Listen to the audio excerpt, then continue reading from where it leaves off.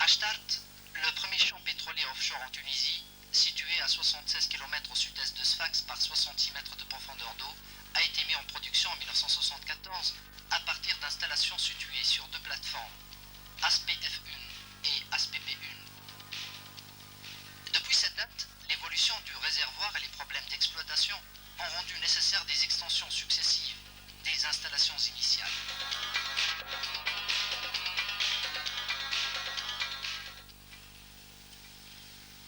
Après l'augmentation des capacités de production de 40 000 à 100 000 barils par jour, et pour assurer la production et maintenir la pression du gisement, l'injection d'eau a été mise en place et en service en 1976 sur une troisième plateforme, ASPP2.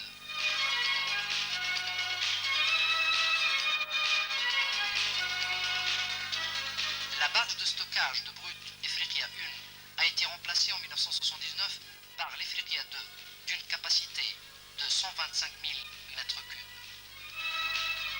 L'aube de l'année 1982 a réservé à Ashtart d'importantes décisions de développement prises par les deux copropriétaires du champ, ETAP et Alpha Aquitaine, consistant à la généralisation du gaz lift à tous les puits, projet gaz lift, au forage d'autres puits à partir d'une quatrième plateforme, projet développement complémentaire d'Ashtart, DCA, et à l'extension et au réaménagement des quartiers d'habitation, des utilités et de l'automatisme du champ, projet revamping.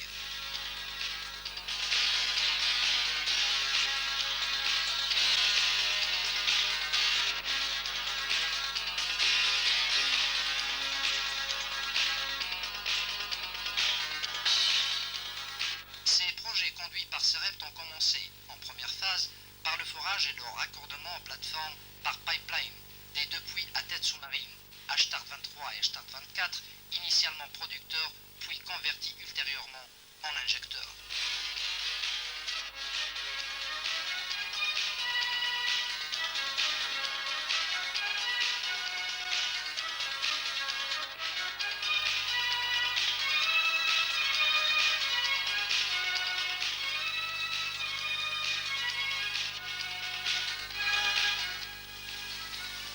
La nouvelle plateforme de forage baptisée ASPF2 a été construite en deux ouvrages. La partie immergée, le jacket, construit à Cadiz en Espagne, d'un poids total d'environ 3000 tonnes, piles comprises, a été transportée ensuite posée à Ashtart en octobre 1985.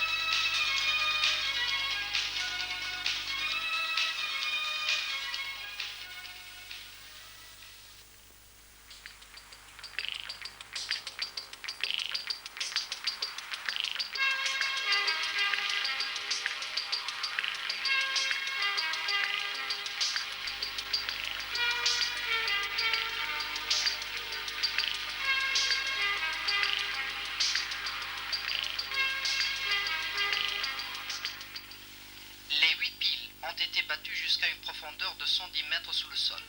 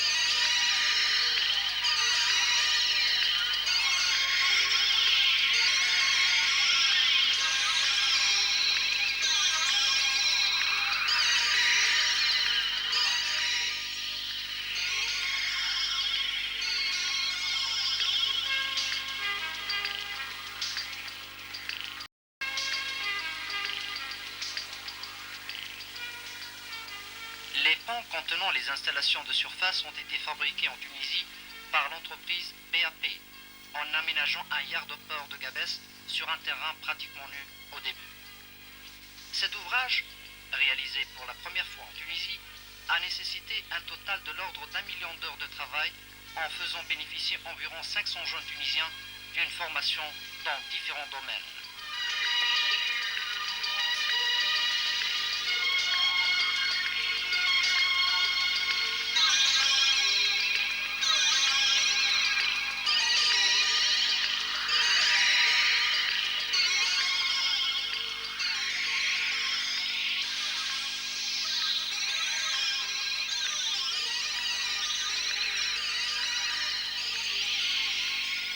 D'une superficie de l'ordre de 2400 m² pour les deux niveaux et d'un poids total d'environ 1700 tonnes, le pont d'aspect F2 a été construit en deux moitiés pour faciliter leur manutention.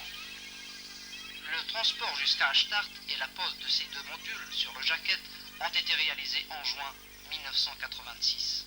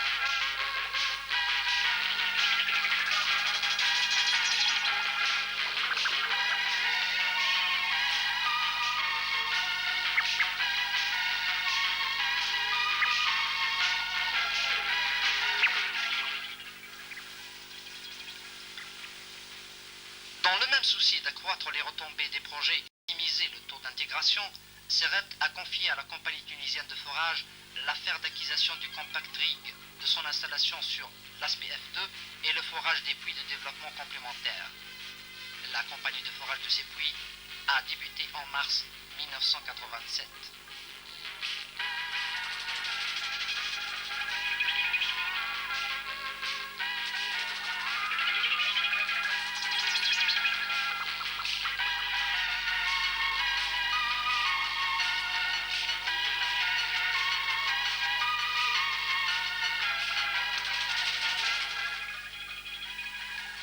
Le projet de gaz lift généralisé sur Ashtart a consisté au rajout de 3 compresseurs alternatifs d'une capacité de 300 000 m3 par jour chacun.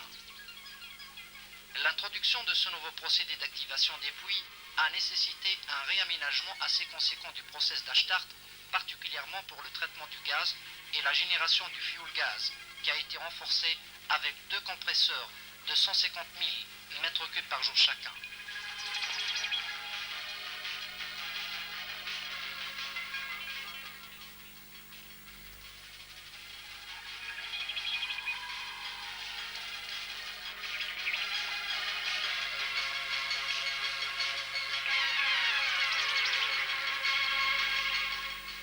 Le projet de revamping a apporté les solutions adéquates pour le reste des installations d'Ashtart qui sont devenues davantage sollicitées avec les équipements des projets DCA et Gazlift.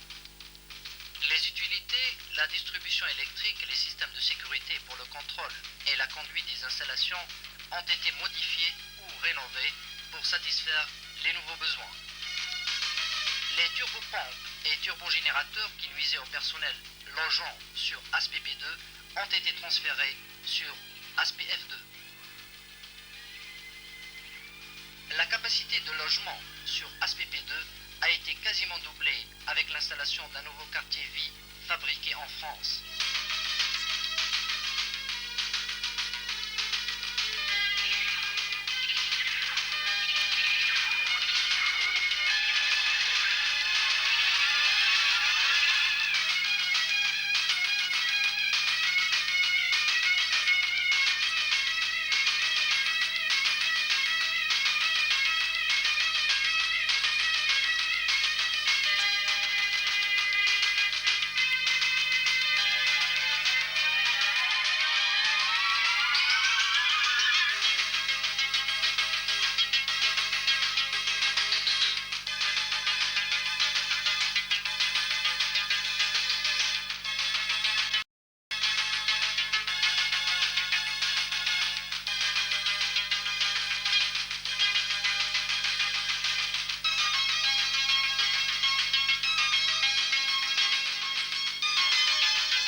Les chantiers en mer pour l'ensemble des travaux du DCA, Gazlift et Revamping, qui sont probablement parmi les plus importants et les plus complexes dans le domaine, ont engendré un total supérieur à 1,5 million d'heures de travail effectif sur des installations en cours de production.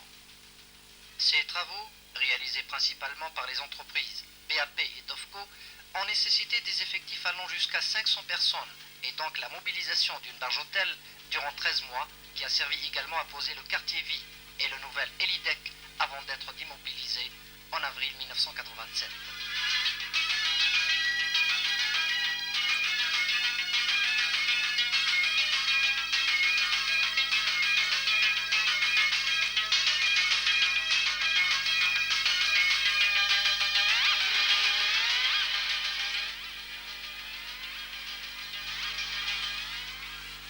Enfin, et après plusieurs mois d'efforts continus entre études, approvisionnement et travaux, les installations d'Ashtart sont rénovées, agrandies et entièrement certifiées par des organismes internationaux agréés.